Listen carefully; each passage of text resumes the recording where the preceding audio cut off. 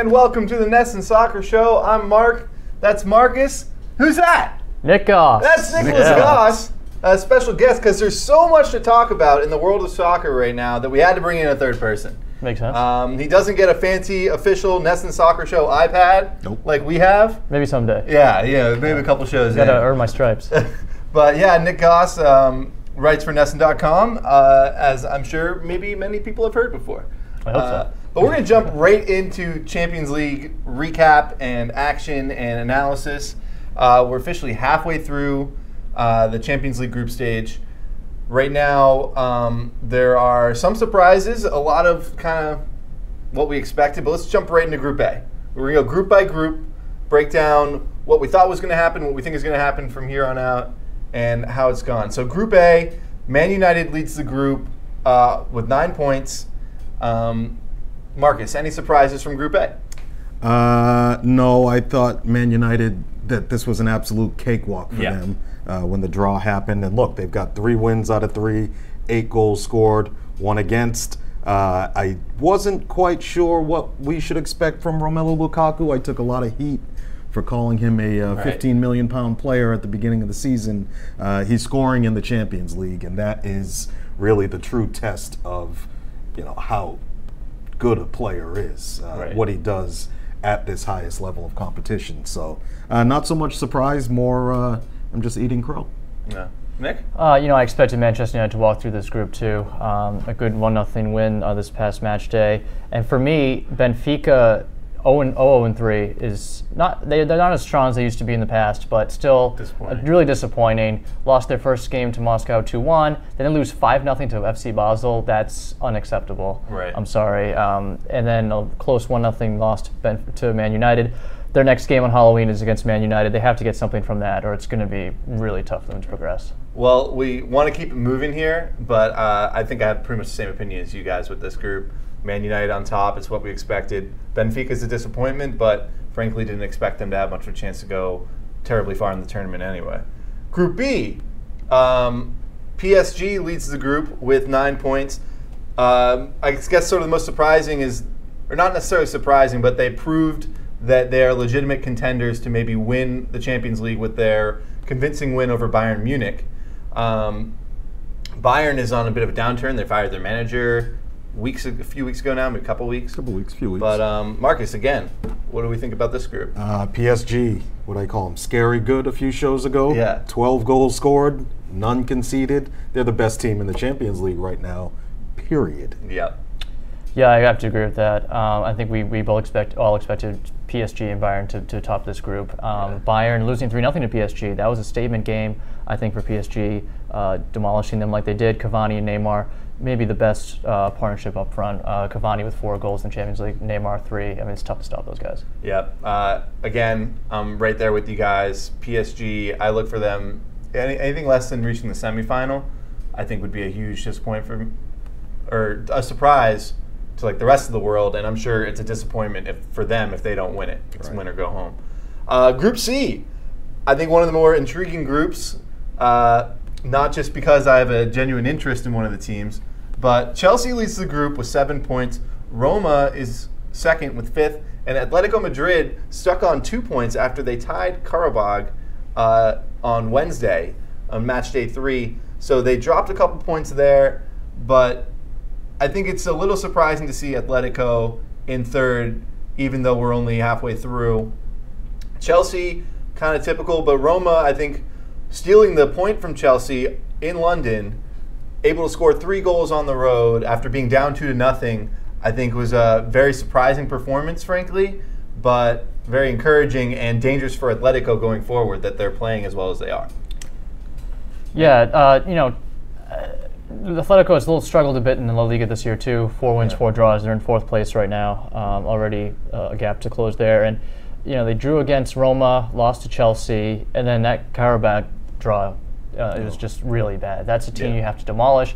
Not only do you have to beat them to get 3 points, but boost your goal difference as well. I don't like the way Antoine Griezmann's playing in the Champions League. So they have to get it up in high gear. And Roma, like you said, very impressive to come back from 2-0 in a very tough place to play in Stamford Bridge. Atletico Madrid is the biggest disappointment in the first half of the Champions League group stage. And I think moving to their new stadium, the Wanda Metropolitano, I think that's playing a big role because their old stadium was such a fortress where teams would come, the fans would be right on top of them, and they'd be on them for 90 minutes. And, you know, you could almost see the players running like a heartbeat. I have to admit, I haven't watched Atletico play in the Champions League, but just looking 3 games, 1 goal scored, and that included a game against Karabakh. So you brought up Griezmann. Griezmann, it's almost like he's looking like a player who's been there a year too long. His drop-off, this should be his platform to shine and show everybody how good he is. And it just he hasn't done it this year. Really, really disappointing. Especially with the World Cup coming up, France has a ton of good attacking players. If Griezmann doesn't perform well in these competitions, he could not start in Russia next year, which would be a pretty big disappointment after the great Euro he had last year. We don't want to spend too much time on each group, but just because this one is a little more intriguing with the 3 sort of larger teams.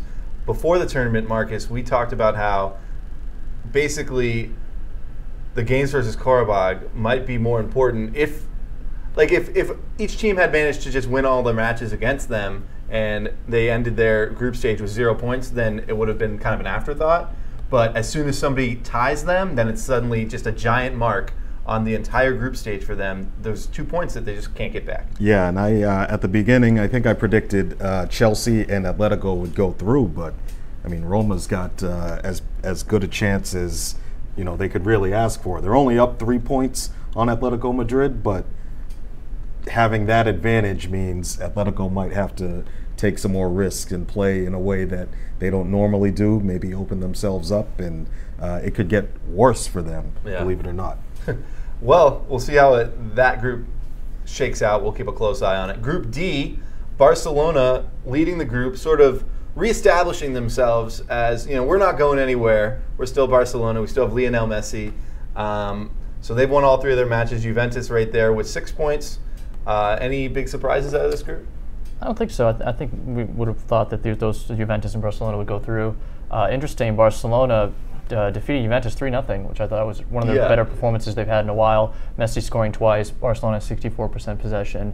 Really class performance against one of the elite teams in Europe. So I don't see too many surprises here. I expect these 2 to go through. Marcus? No surprise whatsoever. I think the only thing and combined with his performances for Argentina, is Messi just seems to be having a really strong year. Yeah, by his standards. Right, which is nuts. Yeah. All right, Group E, Liverpool and Spartak Moskva. Did I say that right? Moscow. Okay. Spartak. Don't hurt yourself. Spartak Moscow. We're just going so quick. They're both tied with 5 points, and then Sevilla has 4 points. So a lot left to be decided in this group. Maybe a little disappointing for Liverpool so far. Yeah, I thought they were going to really walk away with this group. I remember when the draw was held, I said, wow, these are 3 teams that they should win. I mean, thinking maybe they would go 6 out of 6.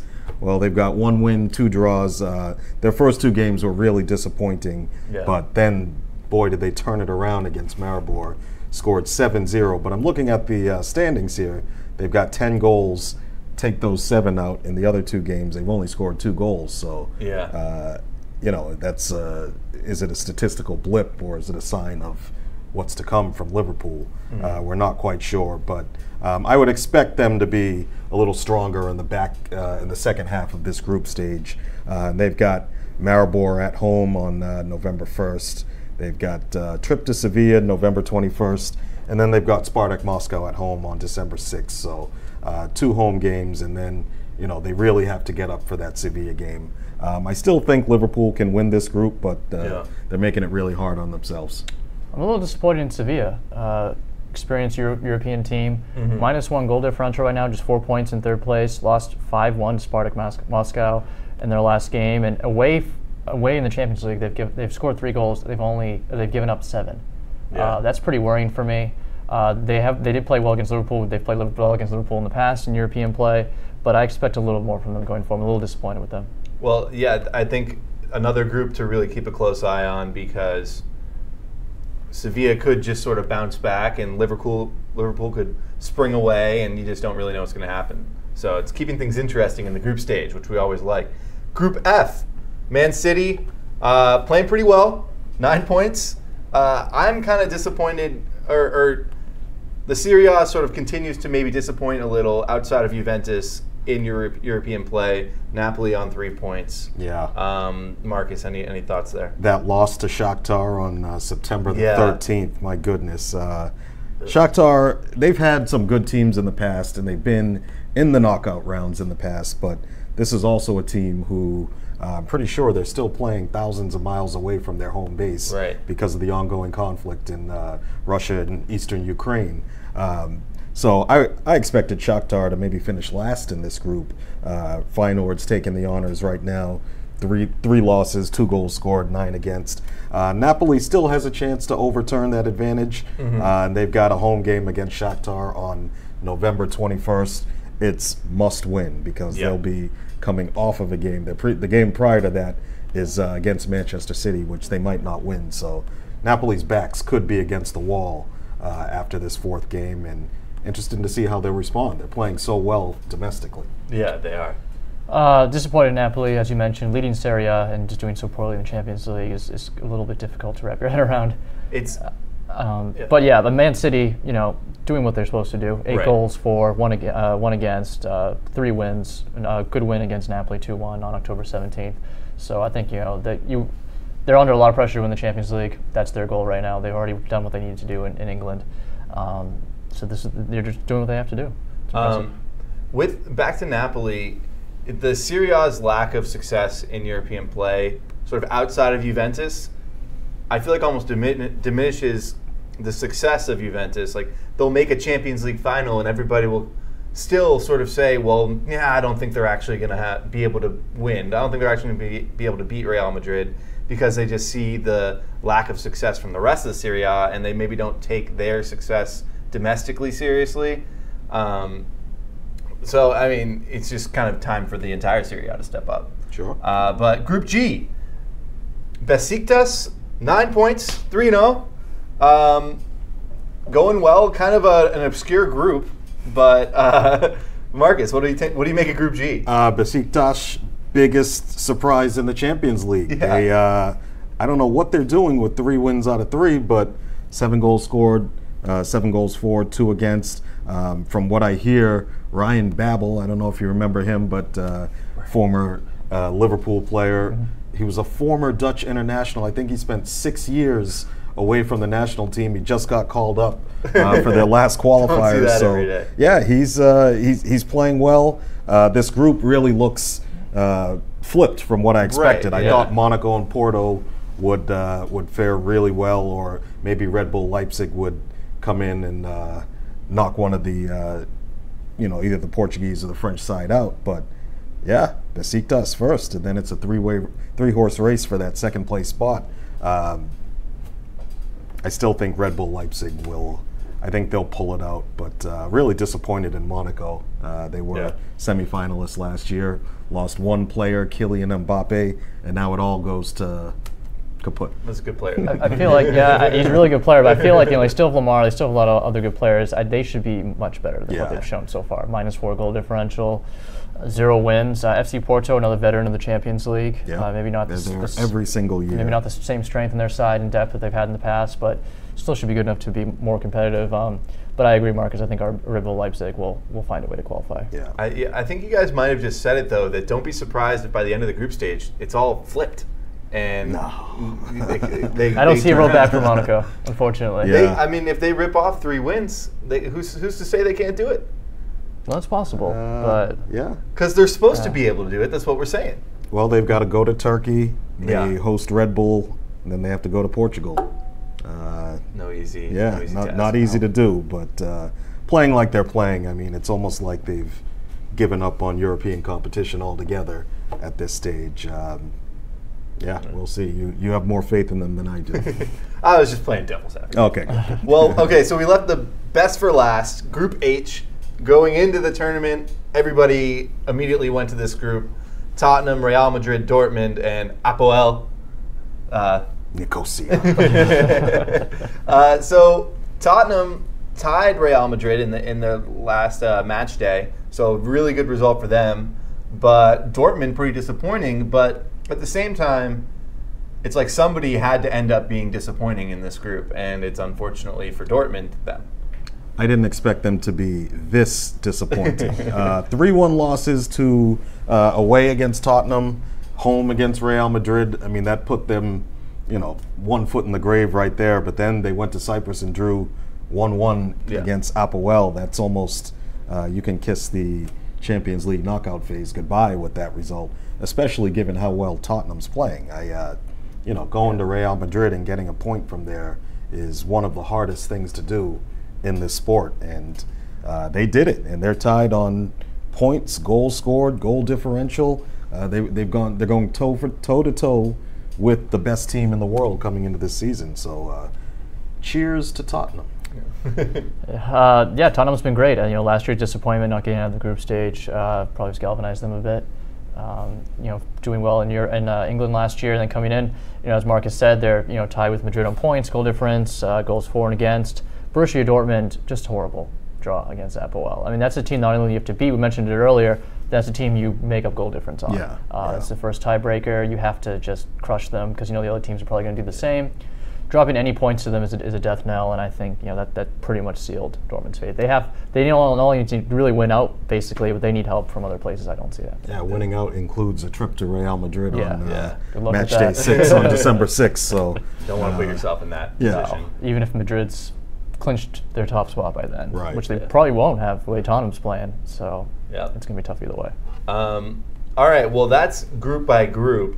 But overall, what are your biggest surprises and maybe biggest disappointment? We've sort of talked about it, but what's your each one? Biggest surprise, biggest disappointment from the group stage so far?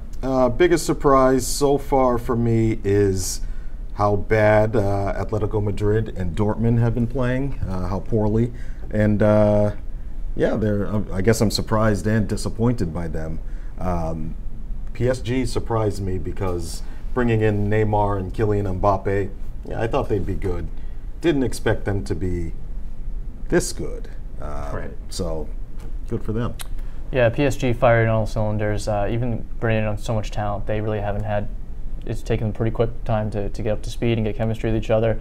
I've been impressed with Tottenham. Like I said, Harry Kane, 5 goals, joint leading scorer. We'll talk more about that later. But he's been tremendous, and just going to where they've gone, getting a point from Real was huge. Disappointing. Atletico Madrid, Griezmann, we mentioned it earlier, really just surprising there. Monaco, even though they're losing Mbappe, I thought they were going to do much better.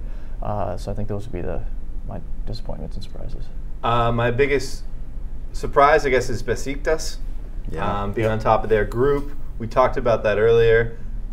Biggest disappointment, I always let my bias shine through, but Napoli just losing to Shakhtar is just not that it's equal. Well, they lost, so it's sort of equal to Dortmund tying Apoel and Atletico Madrid. Atletico, I put it on sort of the same level. I think that Napoli. I mean, they're first in Serie A, so that's the sort of game that you should be winning easily. But okay, before we move on from Champions League, top player halfway through, purely in Champions League play, who's your top player? Aside from Messi and Ronaldo? Yeah, that was the one caveat we had. It was like, we can't pick Messi or Ronaldo. Because 1 and 2 is Ronaldo and Messi still. Yeah.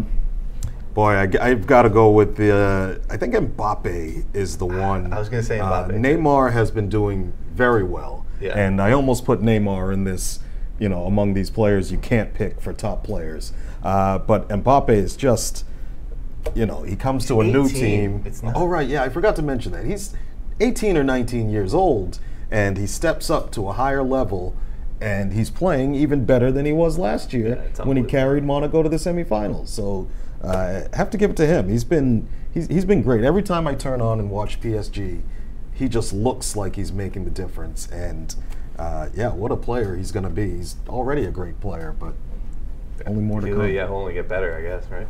Excuse me. I think I mentioned earlier Harry Kane, 5 goals. Yeah. I've been really impressed with him. And Hazard against Roma was really good, back to his normal self. And Cavani, 4 goals for PSG. Neymar gets a lot of attention, and rightly so. Mbappe as well, but Cavani's finding the back of the net, and that's what he gets paid to do. So, I like those guys so far. I'm sticking with Mbappe, but I will give goal of the tournament so far to Edin Dzeko yesterday. Oh, the volley. Oh, it was incredible. Yeah, that pass was from 30 yards away or something. In the air, he lined it up. I mean, it was a goal of the beauty. tournament so far. Firmino for Liverpool has been really good too. Yeah, I like the way he's playing both in England and the Champions League. Big season for him so far. Yeah. Well, Champions League action gets back underway Halloween, right? Or October 30th? November 1st. November 1st? 1st or 2nd. Okay. Yeah. So, yeah, not too far away. Never too far away, I guess. Just a slight breather. We can take a week and then it'll be that, and then we'll get some World Cup knockout qualifiers. Those will be exciting. Yeah. But team that's not going to the World Cup. Yeah, speaking of qualifying for the World Cup. The latest on U.S. soccer, in our last show we talked about Bruce Arena in the sense that we knew he was going to resign. It officially happened on Friday. Right. To the surprise of nobody. Yep. But the question now is, who's the best man for the job, and who should take over the men's national team? What concerns me is just that, it's not a concern necessarily, but it's a very difficult decision. There's nobody that stands out that's like, this is the guy. Yeah. And so it seems like something where we could really hit it and have a fantastic decision on who we decide is going to be the manager, or it can be a total flop, which I guess is the case all the time. But it's really a wild card, I guess you'd say. Yeah. Well, in November, the United States is going to play Portugal. Instead of, there are 2 FIFA dates, but they're only going to use one, and playing a friendly in Portugal. And then they're going to hire an interim manager who probably next week is going to be, named. Basically, he's going to coach the Team USA for one game, and then they're going to spend the next probably 3 to 4 months trying to figure out, or it might be sooner than that, because the United States traditionally holds a camp in January that ends with a friendly at the end of the month out in Southern California. I don't know if they'll do that again this year, but somebody's going to come in and coach the United States for one game. I don't know who it will be. Tab Ramos reportedly was kind of lukewarm on the idea of becoming interim coach. You like him a lot, though. I do, yes. Yeah. Tab Ramos and myself, Marcus Omar, think he should be the next U.S. coach. Yeah. So I don't think he wants that interim tag just to lose it. He's going to have a legit shot at getting the real job, the permanent coach job. Yeah. So I'm not sure who's coming in. Bruce Arena's assistants are all still in place. He was the only one who resigned, so I'm sure they'll get sort of pushed out when the new after the interim guy's gone. It might not happen by November. I'm just, nobody really knows what's happening right now, but there's some jockeying that's going on. Yeah, I'm sure. And I know I'm scooping you a little bit on this one, but 2 foreign coaches, ex-England manager Sam Allardyce, ex-France coach Laurent Blanc, both were linked with the job at the beginning of the week on Sunday or Monday. Their names emerged in the English and French press. Well, within 24 to 48 hours, both of them have come out and talked about the U.S. job, which was unexpected. But one thing that stood out for both of them is that neither have had contact with the U.S. Soccer Federation, but both say if the project is presented in a certain way and it looks interesting and sounds interested, then I would be interested. Right. So, you can almost consider that 2 names are in the hat already, and if Allardyce and Blanc are the ones who are, starting to jockey for the job, there are going to be other foreign candidates right behind them. Do you think that maybe they're like you said, that if it was presented in the right way, that might be them sort of saying, if you give me the full reins of sort of U.S. soccer as a whole, then I'll take the job? And would that be a good thing, considering that we missed qualification for the World Cup? I don't think it could be a bad thing. Clearly there was a lack of success with this group and things that they're not doing well, and I think they have to completely clean house. I think Arena's getting rid of him or him resigning was a good first step. I think his assistants have to go. I think some of the upper management levels have to go. I would totally clean house. It's just. I don't think it would make a difference. You don't think so? You know, it's really down to what players are available to him, and as we, discussed ad nauseum last week, was, there's not a lot of great players in this U.S. pool. There are some who are untouchable, and you just can't knock them out, and that's because the alternatives to them simply are not at their level. Yeah. And I think, Jurgen Klinsmann saw it, Bruce Arena saw it.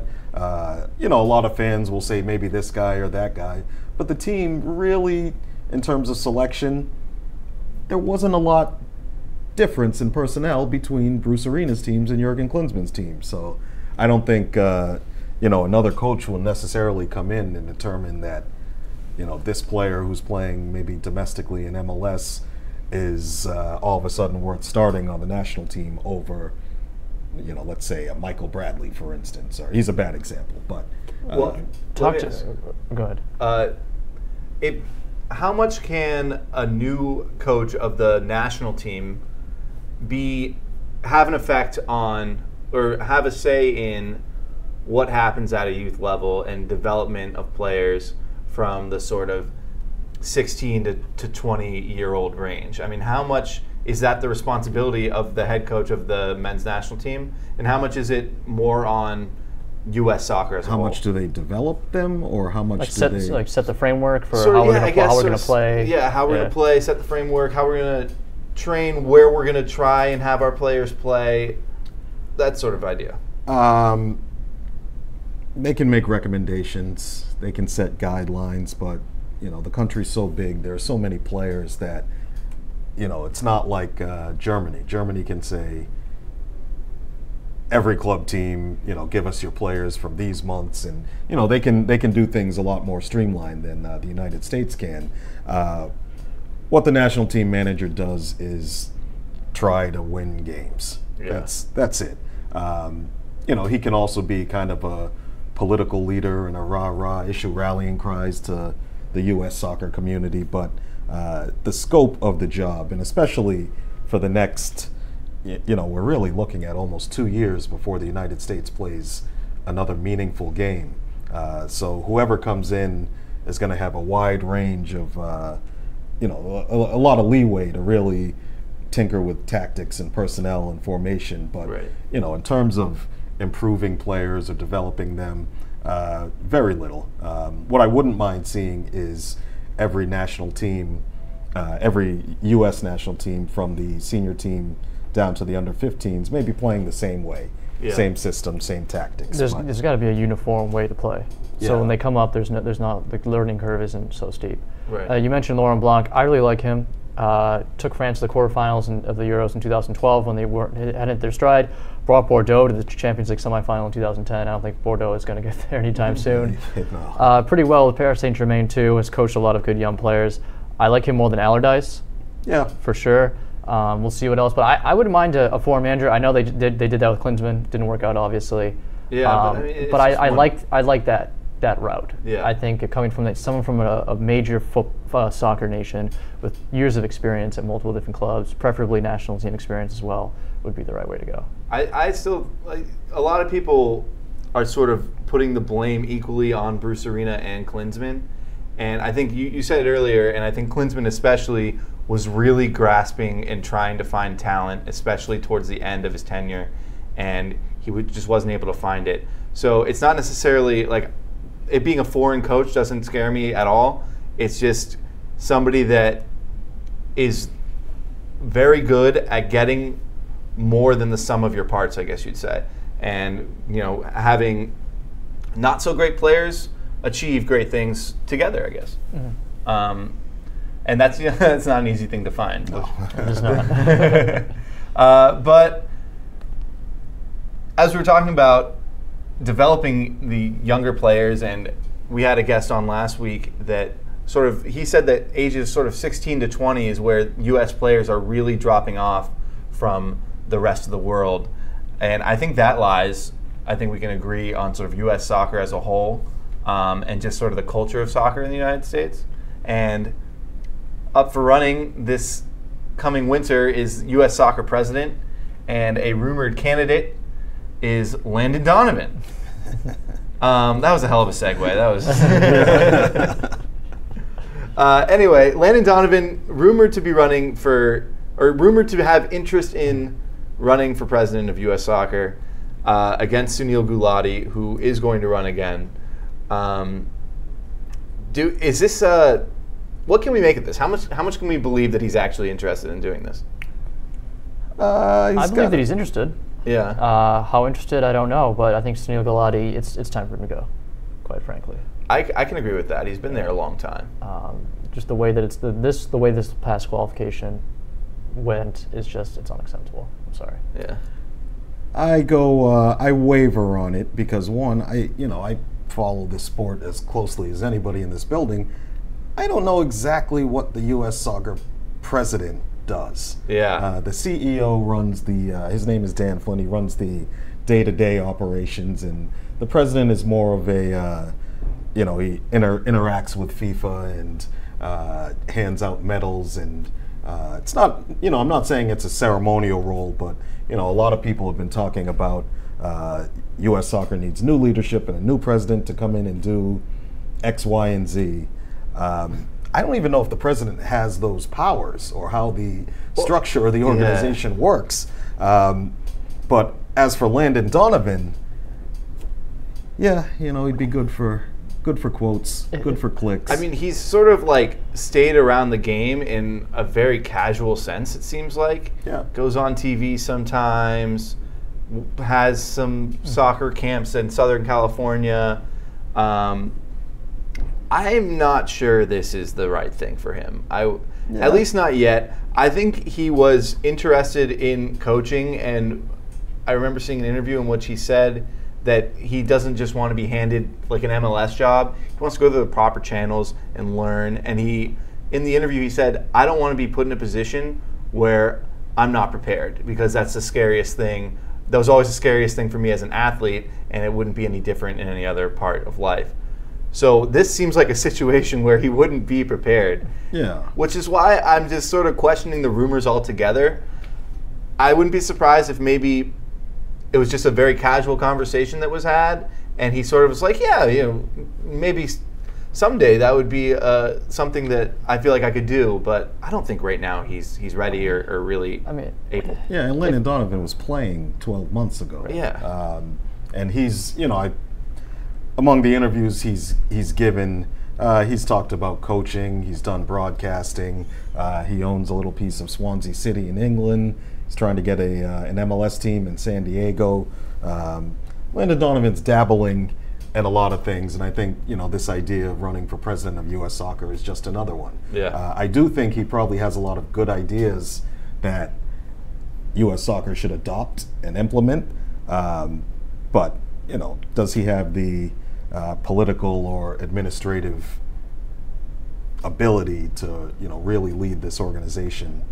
I do think it would be good for U.S. Soccer if he was involved in some way. Certainly. I think having one of the best players we've ever produced in a position of leadership, not only to help drive the U.S. Soccer forward, so we're better prepared to qualify for the next World Cup, but just being a figurehead for young players to look up to, and he can help shepherd that.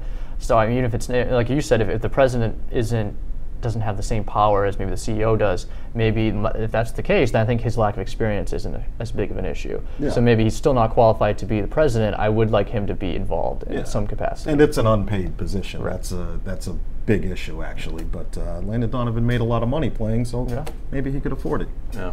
I guess if I had to pick a spot for Landon Donovan, it would be somewhere center forward. Can't be much worse. I would probably put him somewhere in player development, at like a teenage level, and I think that would be a great place for him to sort of start if he were to become involved in U.S. Soccer right now. President, I think, is just a little too much. Yeah.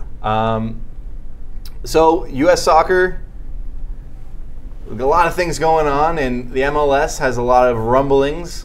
And the latest thing to rumble in the MLS is the Columbus Crew apparently are not happy in Columbus and are looking at Austin, Texas as a possible place to move.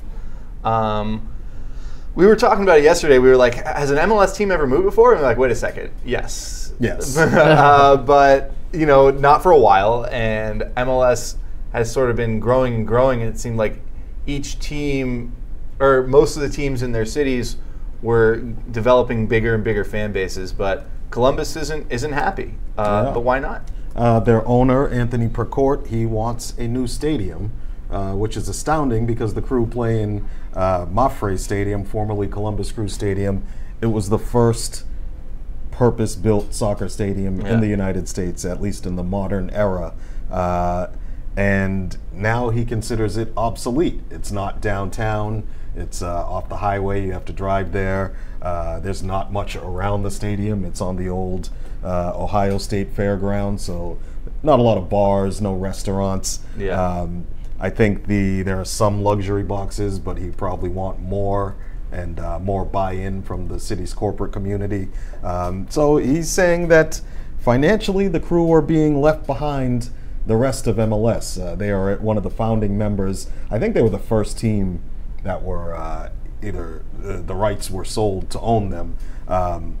This is like a flagship MLS franchise. Right. And they've been playing since 1996, year in, year out. Won maybe 1 or 2 MLS Cups, but I think financially the owner claims that they're falling behind the rest of the league, and in doing that, they won't be able to compete on the field.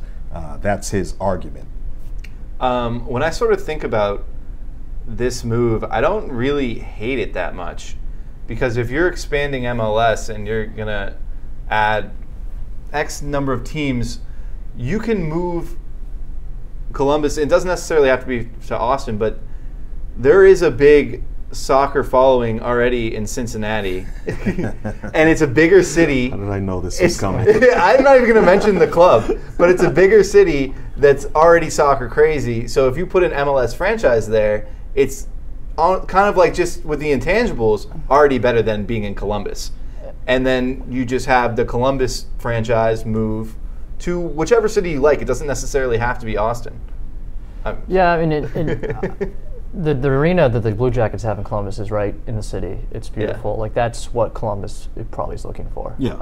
And you mentioned the better, the revenue from luxury boxes and all that. That's a big deal now. Mm-hmm. And it's hard to get some of that corporate money if you're away from the city. Yeah. They were 20th in average attendance this year so far, going to the 32nd week. So it's trouble, but like you said, it's tough moving an original franchise, or one of the original franchises that has a lot of success there. They have deep roots in that community.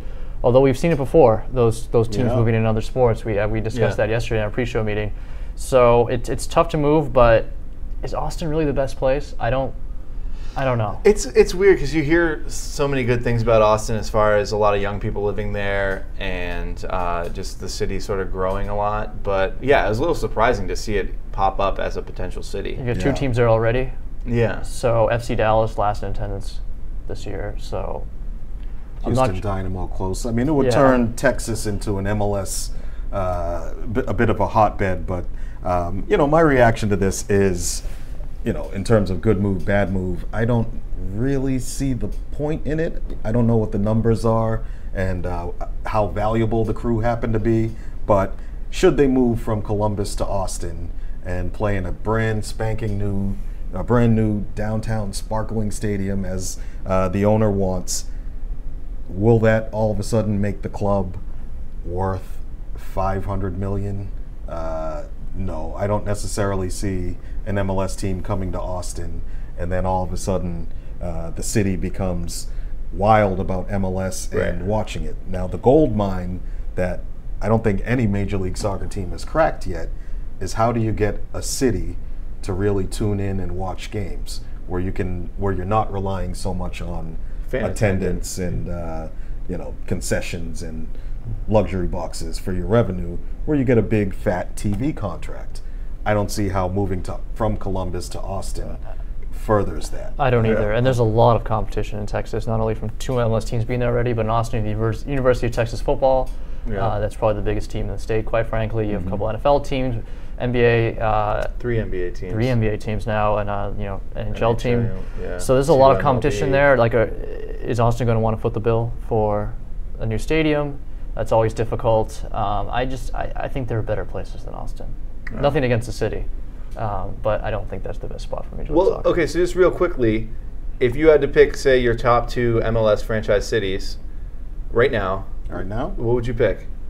Atlanta and Seattle. Well, Atlanta already has their. Oh, you mean cities that don't have a team yet? Yeah, that don't have a team yet. Oh, that don't have a team. Does Boston count? No, I mean Boston has a team. Cities that need MLS teams, or just would be the best fit. I'll go first. Yeah, I think go first. I like Miami a lot. Yeah. I think that if you can get a stadium in a downtown area of Miami, that could be a huge hit.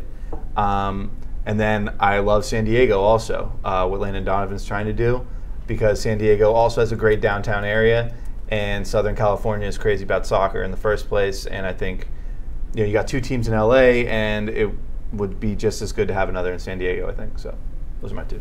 Well, San Francisco. Okay. I guess San Jose has a team, but San Francisco. There's a little rivalry there. Yeah, for sure. Kind of like the Portland-Seattle rivalry. I think Sacramento. I actually like that better than San Diego. San Francisco. Yeah, could play with the 49ers play Levi Stadium. That's a lot. It's a lot. And that's kind of closer to San Jose, isn't it? Isn't it kind of Santa Clara technically? Yeah. I've never been there, so I couldn't give you a real East Coast bias here. Yeah. I would go with St. Louis. Okay. St. Louis, it's been a soccer hotbed for 70, 80 years now. Produced some great players. One of the bright hopes of this U.S. under-17 team is out of St. Louis. They've tried to attract an MLS team. They had a referendum not too long ago. It was voted down. St. Louis. Put a team there. Make some magic happen. Could form a nice rivalry with Sporting KC. That's right. Yeah. All right. Well, speaking of the MLS, one of our games of the weekend. It's the last match day of the MLS. So, what are we looking for from the last match day and heading into the playoffs? What do we think, Marcus? I want to see if Toronto can break the 1998 or 1999 LA Galaxy for the MLS points record. They're currently tied with 68. A win or a draw gives Toronto the place as the best regular season team in MLS history. But you really have to win the MLS Cup for us to remember them, right. In any way. There's also maybe a little 3-way race for second in the Eastern Conference. That's interesting. New York City FC, the Red Bulls, and third team escapes me.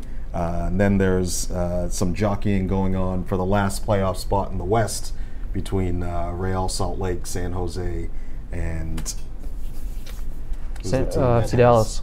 And FC Dallas. Yeah, that's what I'm looking for. I'm looking for FC Dallas and San Jose, both 1 point ahead of Real Salt Lake. Dallas playing LA Galaxy, who have really struggled this season in last place. Not what we're accustomed to from them. And San Jose playing Minnesota United, also out of the playoff picture. So I think the Western Conference last spot will be really and all the games will be going on at the same time. So maybe it'll be like another CONCACAF elimination day where you start feeling too soon, Marcus. Too soon. All right. Well, over in Europe, a couple big matches. One in the Serie A, Napoli, who we talked about a lot in our Champions League recap, facing Inter. That's 1 versus 2 in Serie A. 2:45 on Saturday. Definitely something to keep your eye on. I think Napoli maintains their Serie A form and gets a victory. Good to see Inter back in the mix. Yeah. I've been telling Marcus all year long, there's an Italian renaissance in the Serie A. A lot of teams, it's a lot more competitive at the top of the table. And Juventus now is, I think, in 4th. Wow. Which is third and goal, right up on goal difference. So it's, I think that's a good thing for Serie A that Juventus isn't already running away with the league, totally. As I do expect them to get back on track. But at least for now, it's good as we go into October and hopefully November. Yeah. And then also in the Premier League, we've got Tottenham versus Liverpool, another just sort of classic Premier League matchup. They go at it again, 11 a.m. on Sunday. What do we You guys gonna be watching that? Is this a must-win for Liverpool? When do we start getting to that kind of territory? Because they're 2 points out of 4th place, but if they keep dropping points, I mean, the 2 United clubs, or 2 Manchester clubs look like they're going to run away with 1st and 2nd. I wouldn't call it must-win, but Liverpool had been stuttering and struggling for the last month or so. That win over Maribor was great, 7-0. They need to use this Tottenham game to build momentum. Going to Wembley Stadium is going to get them really up for the game. Tottenham being a top English opposition right now, they're going to be really fired up. I'm really looking forward to this game.